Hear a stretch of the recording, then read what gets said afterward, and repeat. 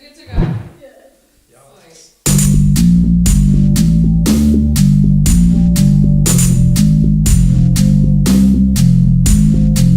How well do we use our freedom? We spent our entire lives just following, becoming what they wanted us to be. We can fall to succeed. You teach us how to walk, talk, breathe. Do we even control ourselves? You hear the advice, but you educated us. What is knowledge without power? We control our being, we control our choosing, and the power lies in us. Choose knowledge, choose freedom, choose activism, and incite a riot. Stand up for what is right and never ignore what is wrong. Believe you can succeed without them, they will only betray you in the end. I just wanna be the leader of the lost, the broken, and the dead. I just wanna be this figment in my head.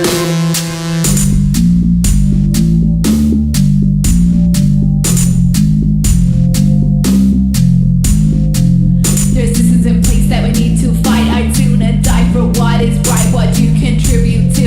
Use your freedom, it is you who can change this. This is who we are. We do not respect a cowardly insect. Cause you use the system, we must resist them. Our existence will be a resistance to create value and purpose. Do every antic, make the corruption frantic. The bottom line is, we must be something more. The bottom line is, stand up for what is right and never ignore what is wrong. Believe you can succeed without them, they will only betray you in the end. I can be your everyday heroine.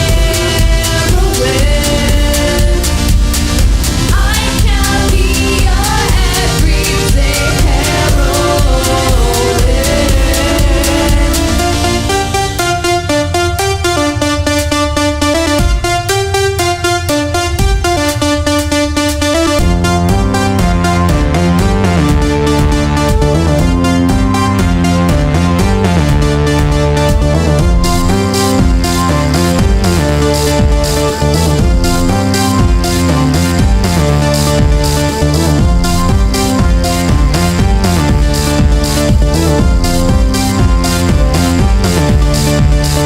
Stand up for what is right and never ignore what is wrong. Believe you can succeed without them, they will only betray you in the end. I can be your everyday heroine. I can be your everyday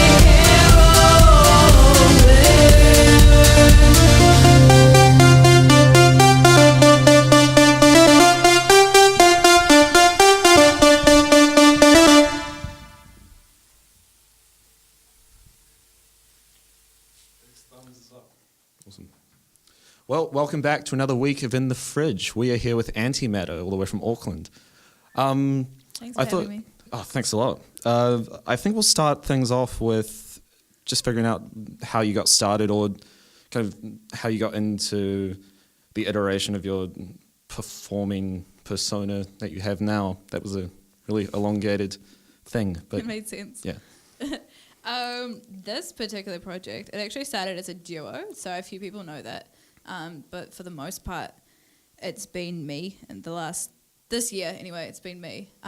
So it started kind of like as a collaboration, so it was the two of us. But kind of what happened is my guitarist started to drift away, and he just got less and less interested, and so it was more and more me putting more effort in, and then when I replaced him, I had another guitarist, and she just kind of just learned all the songs, but it's always mainly just ended up me as the songwriter, and that's kind of how I ended up with this sound, is because I was really influenced by the collaboration that we started with, because we were looking at like Nine Inch Nails kind of industrial type vibe, electronic and glitchy kind of stuff.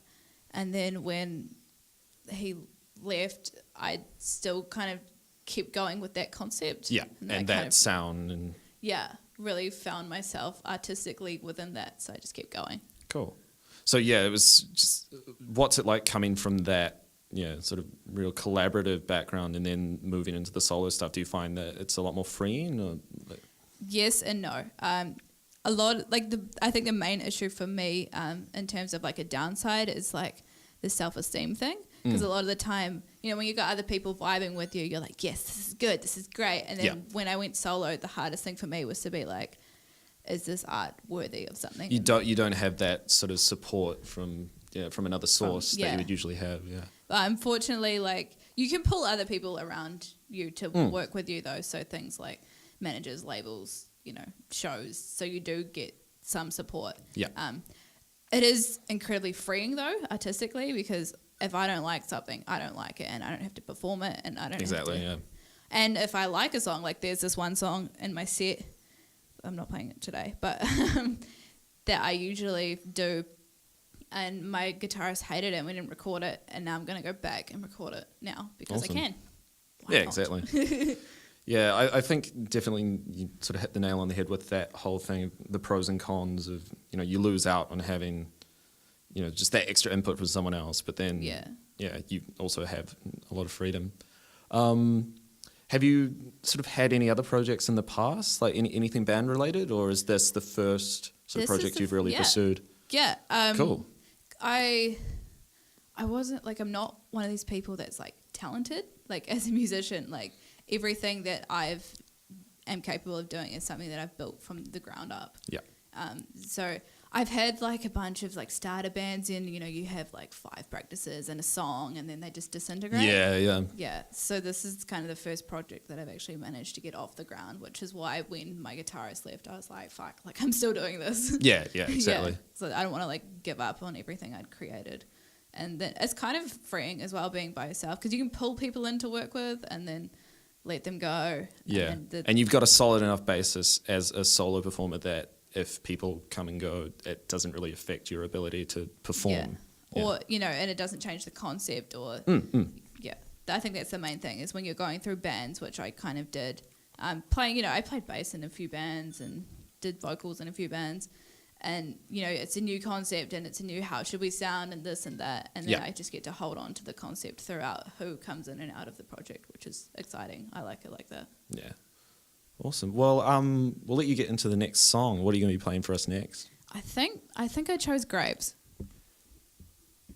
Yeah, so this is a song that my guitarist actually wrote the backing to and I did the vocal, and it's the only like real like 50-50 collaboration that we did, and mostly everything else is me after that. But it's a good song, so I'm going to do it. Awesome. We'll let you get into that.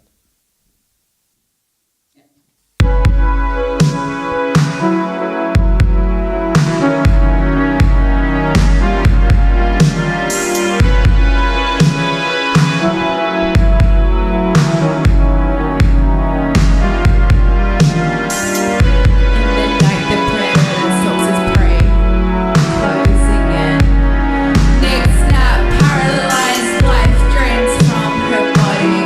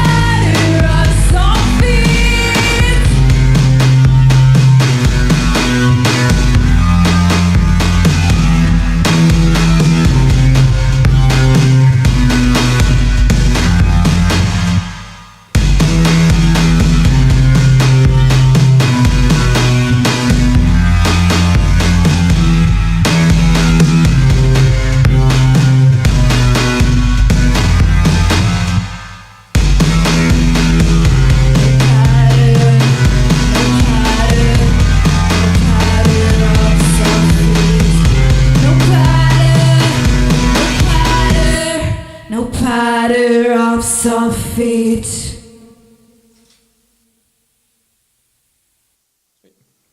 So for the next part of the interview, I thought I'd just ask you about your most major influences musically.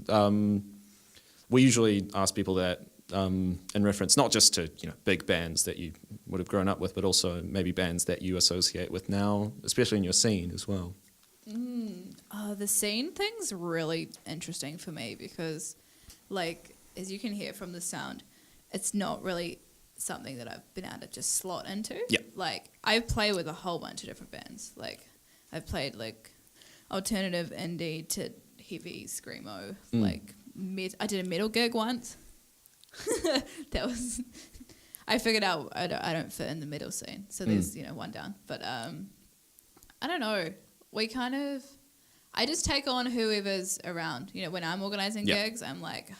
I like to give platforms to artists. So I've done one called Riot Girl where we take... Yeah, I remember that gig. I think, I heard a lot about it from like the girls in Slumbug. Oh, yeah. So that's something that I've organised. Cool. We've done 3 of them now. And, yeah, so I use that as a platform for female musicians to just go, hey, like, sometimes it is a bit of a boys' club, so I'm going to give you guys this opportunity. I think especially in Auckland as well, there's so many, like, great female-fronted bands in, literally in every genre as well. So I think it's just really cool to see that. And you see more of it happening down in Wellington as well. I think the scene's really supporting that. Yeah, so in terms of, like, when I do shows or, like, especially once I'm organising, I'll just, like, pull in people who I feel, like, need a platform. Yeah. I don't know. I can't really name, like, any specific artists that I feel like we're in a scene with because I just kind of, like, float around. Yeah. Which is good for me. I like that. What's good for other bands to see as well, I think, is just that real cross-genre sort of, spread.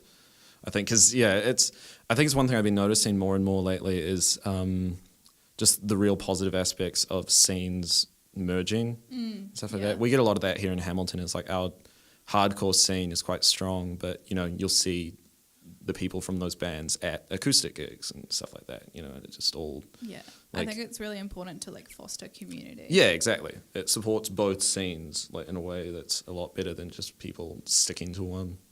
Yeah, and then I think, like, it's good when people go between scenes because it creates less, like, genre-ist. I don't know if genre-ist is a word, but that's kind of how I think of it as well. That's the word I was thinking of before, and I was just deciding, is that a word or not? But, I mean, especially for, like, people like me who go in between genres and, like, I don't even know what genre I am or I could list off, like, maybe 6 or 7 genres that I feel like I kind of fit into. Yeah. I think the thing with electronic music is that it sort of naturally for people falls into a small handful. You've got industrial, you've got EDM, you've got, all these things. I don't know. It's pretty hard to define. I think in the last section we talked about, I think 9 Inch Nails was mentioned. Yeah. Is that whole movement sort of the center of your... sort of background influences, or no, it sort of branches out from there? Not at all. The only reason, like, I even use industrial is that's just how it came out. Yeah. Like, I use Witch House a bit as well. Cool. Especially with what I've been writing recently, like the new shit that I'll put out soon. Yeah. As getting real, like, kind of Witch House inspired. But, like, in terms of influences, I don't really sound like the bands I listen to. Yeah. Because I've got a massive, like, post-hardcore background. So I like bands like Bless the Fall and Seosin and Hawthorne Heights, who are just here. Oh my God, that was exciting. My Chem, like, that's my musical background. So it's really interesting that I've kind of ended up doing this artistically. Something that's, like, a bit removed from that scene. Yeah, totally. Because, like, for the most part, like, when I write, I just sit down and I just write, really. Like, I don't know, like, if people do it, but I think there are bands out there who are like, I want to sound like this specific band, or like... Yeah, there's definitely people that take that approach, the sort of pick a genre, pick the, the standard tropes of them and just sort of fit the bill. Yeah. And it was, I mean, because when I was in my first bands when I was a teenager, post-hardcore was actually where I came from as well. And I think I got a lot of the people I was sort of meeting and playing with there was a big stream of that people were just like, okay, we got to have a breakdown. That sounds like Yeah, Asking yeah, Alexandria, and it's yeah. just got to do the thing. And I'm just like, oh, that's lame. You should just Yeah. write. Yeah. I actually am really massively influenced by 21 Pilots, which Yeah. is interesting because you don't quite hear it, but the way that they'll go in the start of songs, like it'll start off as something and then by the end of it, Yeah. it's kind of like, here's a dance breakdown or here's this or here's that. And I really love like kind of that mashup of what they do. But Well, as they far do it in a as- more poppy way than what I do. Yeah, as far as electronic artists go, like they're good with the minimal approach. I think, which is often in electronic music people are tempted to go the other way, Yeah. which I think is quite cool. I've been trying to like calm down my writing recently as well because I think these songs that I'm performing today, they're very much like I've gone this and like built it up like a house where I'm trying to like go back to like the foundations now Yeah. with the new stuff. Oh, great. Well, we'll let you get into song 3 and 4. What are you going to be playing for us to round off? So the next song's called Fuckboy, which is a fantastic song that I wrote about a guy I was seeing Yeah. last year. And I don't know if he knows yet because it's kind of like, That you've written the song? Or? yeah, because some of his friends know, and I don't know if he knows. But it's kind of like when people talk about my band, it's usually the song they talk about. So I'm like, oh, do you know? But I don't think it really matters because I think he Yeah. kind of deserves for me to yell at him like a bit. And then the last song is called Dead Space, and that's inspired by, well, kind of like the video game. I don't know who knows that video game, but like I've never actually played it, but I did like the concept of like zombies in space. It's real And- Cronenberg. that game. yeah, So, yeah, yeah, totally. And it's kind of like a metaphor for the mind because when I wrote it, I was like incredibly burnt out, and it was kind of I was like watching my own mind deteriorate. Yeah. And that's a really weird thing to happen because I was very academic in high school and stuff. And when you're gone from being super sharp to like forgetting things and being so burnt out, I was like, oh my God, it's like being a zombie. So you'll hear that in the song as well. So just like really trying to capture that mood and Yeah, it gets really spacey. I quite like it. cool. Well, we'll let you get into that.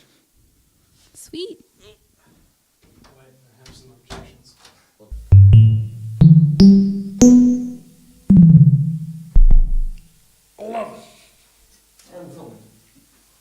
Good to go. Good to go. Yep.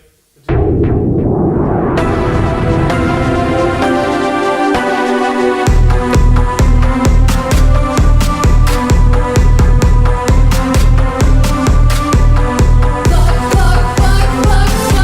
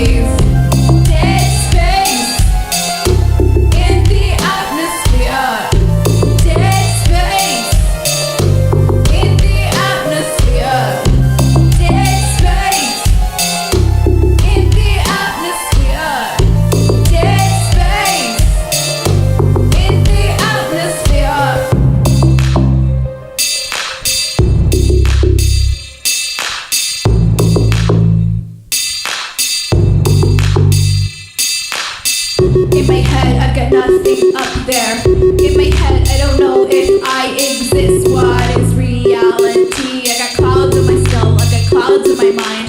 I've got nothing, I'm not sure what I am doing. How do you do this living thing?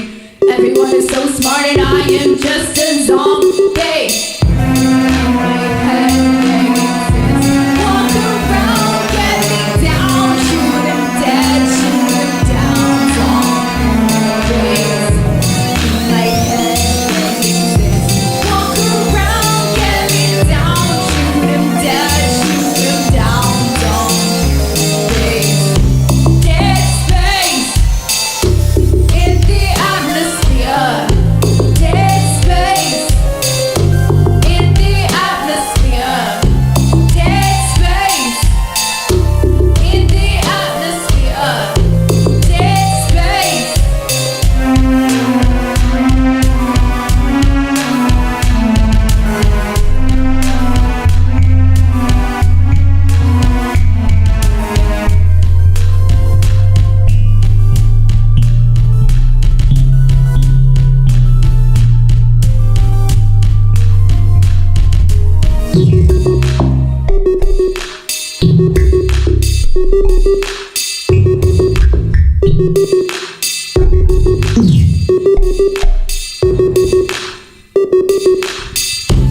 In my head, they exist. Walk around, get me down, shoot 'em dead, shoot 'em down, zombies. In my head, they exist. Walk around, get me down, shoot 'em dead, shoot 'em down, zombies. Dead space in the atmosphere. Dead space in the atmosphere.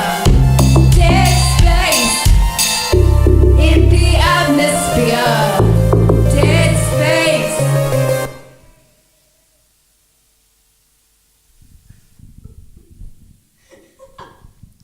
So that was Antimatter. Thanks so much for coming in. Thanks for having me. If I'm not mistaken, that last song, Dead Space, has a music video coming out very, very soon. Yeah, so I've decided Halloween because I thought it was very appropriate for a song about zombies. Awesome. And what platforms is that going to be available on? Are you putting it on YouTube or? Yeah, so the main platform it's going to be out on is going to be YouTube. It's already on Spotify and iTunes under Antimatter, which is spelled with a space. Awesome. Space matter. And we'll include, the relevant links in the YouTube video for this as well. Yeah, totally. Do you want to rattle off a few dates for upcoming gigs? Yeah, so my next event is going to be Battle of the Bands. So my heat is the 5th of October and it's at King's Arms. Awesome. And then the next gig I've got lined up after that, it's not a definite, but 20th of October at Ding Dong Lounge. Excellent. And whereabouts can people find you online? It's just Facebook mainly, or? So I got a YouTube as well, which doesn't have a URL, which is fucking helpful because you have to get like 200 subscribers or something before you get a URL. But if you go via the Facebook, which is facebook.com/ or slash the Antimatter Plan, which is all one word. The Twitter, my Twitter is Antimatter NZ, and my Instagram is -- the Antimatter Plan as well. So if you go via the Facebook, you can click watch video and it'll take you to the YouTube, which has my cover of Car Radio on it, which is awesome. Awesome. Well, yeah, you heard it here. Find it all. Check me out, man. It's the weirdest shit you'll find all day. No, well, thanks again for coming in. And safe travels back to Auckland. Thank you. Okay, we're done? Where'd Jake go?